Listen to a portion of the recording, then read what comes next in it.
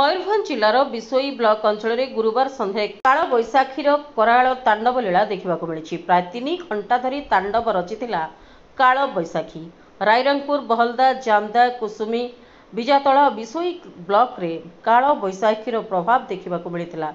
विशेषकर बिसोई ब्लॉक रे अधिक क्षयक्षति रचिथिला काल बैशाखी। बड़ बड़ गछ विद्युत खुंड धराशायी होगा जो विद्युत सरबराह बाधाप्राप्त होता। अग्निशम विभाग, विद्युत विभाग, वन विभाग युद्धकालीन भित्तिरे रास्ता पर पड़ता गछ हटाई। बिसोई ब्लॉक मझी साई सुमित्रा हेम्ब्रम को 2 बखरा आजबेस्टेड घर संपूर्ण रूपे भांगी जाइछि। मात्र सौभाग्यवशत सुमित्रा पुओ और झील अल्पके रक्षा पाई। खड़ामबेड़ा पंचायत रे मध्य व्यापक क्षयक्षति होइछि। उक्त पंचायत देवपटा मुसामारी ग्राम रे कुआपथर माड़ जो अनेक लोकों बासगृह भांगी क्षतिग्रस्त होइछि। बड़ बड़ कुआपथर माड़ जो देवपटा ग्रामर हरपाल मांडी घर भांगा सहित 6टी छेली और नरसिंह हांसदा 3टी छेली मृत्युवरण करते। अनेक ग्रामवासी तथा गृहपालित पशु आहत होती।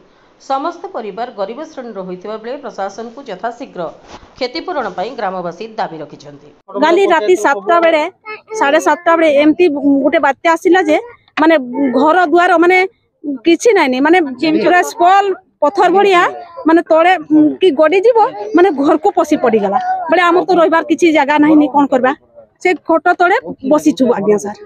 तापरे माने आ कोन करबा वर्षा छाडला परे आमे स्कूल गुटेइते अछि से स्कूल के आसी करी आमे माने गाँ सारा लोक वर्षा छाडला परे आसी छु। आपन गाँ रे पाखा भाई केते घर धन जीवन नष्ट होई छि? बहुत बहुत घरे धान चाउल माने सब भिजी चुरमार हे जाय किछि नाही। पानी जो घटनाटा घटिला आपन कहउतले गतकाली राति प्राय संध्या 7टा बेलकु ता परठु वर्तमान सुधा प्रशासन कोन पदक्षेप नै छि? आपन पाखु केते थोर पहुंची? हां आसीथिले राति रे आसीथिले राति रे 2टा बळे थरे आसीथिले मुठी बरा आनी की आसीथिले बस सेटा प्रशासन नुह सेटा हम क्लब तरफ को दिया है। अच्छा आमे ताले जानू नै आज्ञा प्रशासन वाला आसी नहांती ता वीडियो तहसीलदार आरआई ना ना आसी नहांती नहीं आसी नहांती सेति कोन खाइछंती? काली मुड़ी खाइथिलु आजी मुड़ी सकाळे आसीथिला समस्त के खाइछि के नै घरे तो सब नष्ट हो जायछि। हमर चुली ठू करी नष्ट हो जायछि कोन रंधबा से चाउल खालु सब नष्ट हो डेक्ची भी काच कुछ बोतल कोन दाबी नै एटी बंद करछ? हमर घरर खेती पूरण सब दाबी माने पूरण हेउ आ माने हमर बसबास माने माने किछि दिन पई हेले भी तो माने पालो फालो देई करी हेले भी चलंतु तापरे हमर घर गाँ सारा लोकंकर छात घर हेउ। ए मु होची धर्मेंद्र मुंडा हम गाँ होची मुसामारी जिला होची मयूरभंज ओडिशा।